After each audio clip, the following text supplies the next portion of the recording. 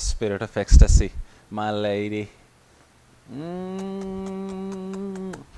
Hello, everybody. Welcome to another episode of Car Addiction. Today, I'm going to introduce you to the cheapest Rolls Royce Silver Shadow in Canada. Just by saying the cheapest Rolls Royce Silver Shadow in Canada, it's really kicking my anxiety because the most expensive car you can buy is a cheap luxury vehicle. But luckily, this spirit of ecstasy, it does not belong to me. I am actually very happy that this is not my project. I am happy that I did not see this. This project belongs to my neighbor and my best friend, my sensei, and he taught me everything, or at least 90% of what I know about cars and automobile. His name is Richard, and this is his. Richard is an interesting character. He's a wealth of knowledge. He has been wheeling and dealing with these kinds of cheap, expensive projects since he was 17. So he is definitely the right guy to buy a $3,500 Rolls Royce Silver Shadow 2. Yes, you heard it right. It's $3,500. It's not branded, not salvaged. It's perfectly fine. Don't know how many owners it had. It has 110,000 kilometers in it, which is right about 65,000 miles. So 3,500 Canadian, which is about 2,500 US. Oh my God. Whew. It's not mine. It's not mine. It's not mine. It is not mine. Hey everybody, I will be giving away the Car Addiction window stickers to one lucky subscriber every month. So please hit the subscribe button right away. The Silver Shadow was produced from 1965 to 1976 and the Silver Shadow 2 from 1977 to 1980.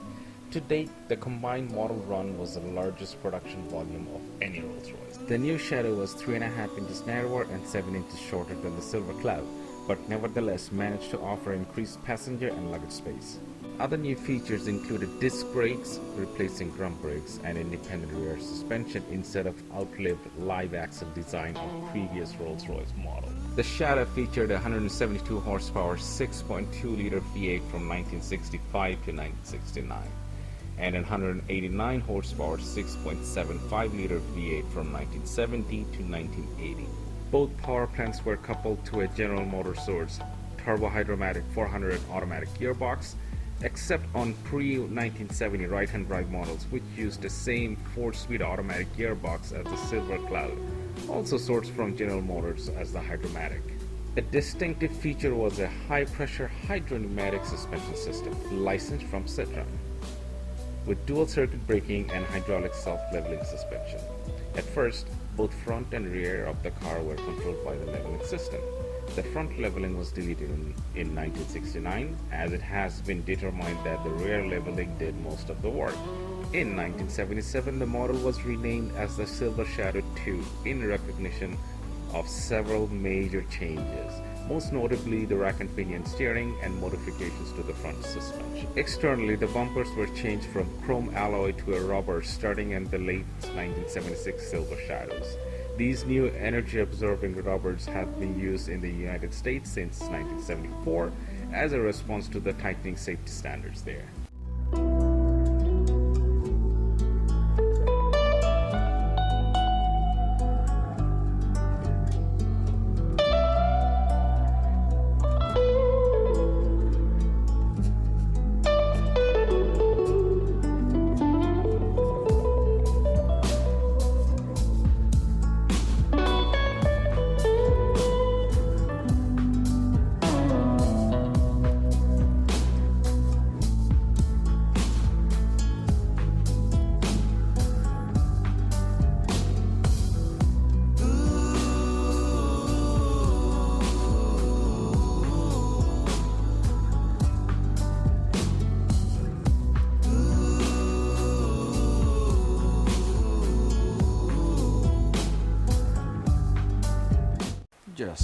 look at this monster 6.7 liter V8. Wow. These shock towers are massive. Like there is 1, 2, 3, 4, 5, 6, 7, 8, 9 bolts holding off each shock towers, and there's of course 2 of them. These vacuum lines, that's an AC line, but see the line, AC lines are holy. And this is a 77 model, so it has 2 blowers for the AC, and you're gonna get cold. It's leather. These lines are made of leather. Holy.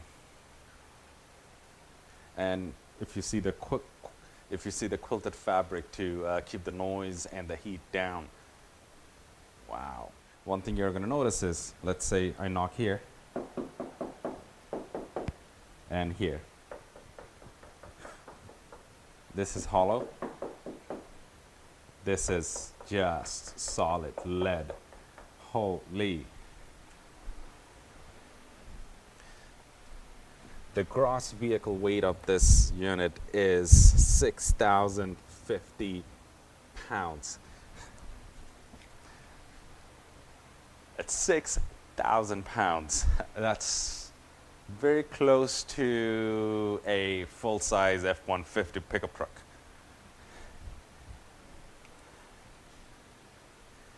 Ignore this mess. I'll let Richard explain that part and the technical details of it. And to all the Rolls Royce aficionados, I did not do any research about this vehicle, and I'm going to do a walk around. And please keep your comments at the bottom, because I'll let Richard do the walk around properly, because he did the whole 9 years of research on this vehicle. So the interior for this vehicle, for almost a 40-year-old vehicle, is pretty damn good. The leather over here, has seen better days, but it's very, very acceptable. And I sat on these chairs.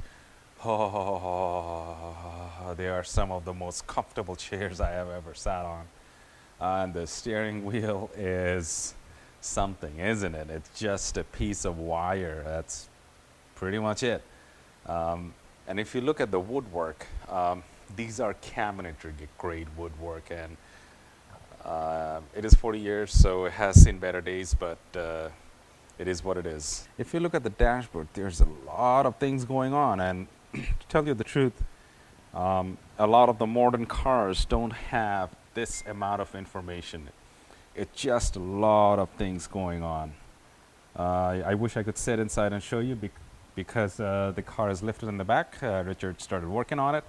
I can't sit. It's not secured properly. I don't want to damage the vehicle. And over here, there's something interesting. Tell me what that knob is. Tell me. Leave it in the comment section. Let's see if you guys know. And the fancy Rolls Royce brake pedal. And I don't know if that's a skinny gas pedal. That's probably the skinniest gas pedal I have ever seen.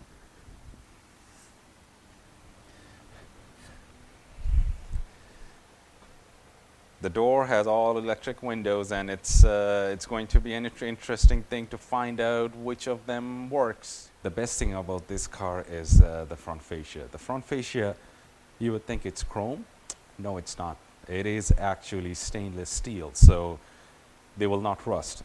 Chrome does rust. They can always be buffed, polished, and brought back to the original condition. But these ones, they look pretty damn good to me. And Richard paid all of 3,500 Canadian, and this 3,500 Canadian included a brand new Miller MIG welder, so that is also another 500 bucks. So in reality, I think he paid $3,000 for it.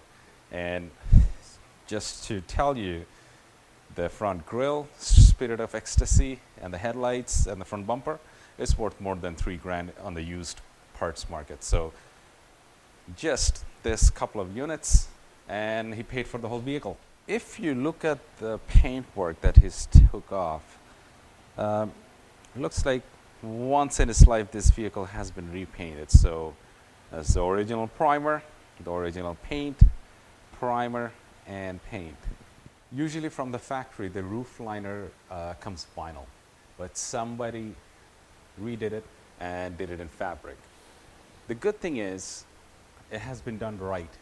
It's a high quality job and it actually looks pretty damn good. Just look at that axle. Holy smokes. That's where the tire goes. And there's 1, 2, 3, 4, 5, 6, 7, 8, 9, 10, 11. No, 10, not 11. Axle studs. And then the brake, the rear brake rotor should be vented on a vehicle that weight. Oh my God, it's a 4-puck caliper in the back. Holy. And see the size of this drive axle. It's massive. I also wanted to show you guys the rear end of this vehicle. It's a French designed rear end, and holy the rear end can be as big as a Dana 60 rear end. That is freaking massive. And then the axles are connected to the wheel with the U-joint. Holy massive U-joint. Oh my God. The exhaust is pretty skinny and restrictive for a 6.7 liter V8 motor.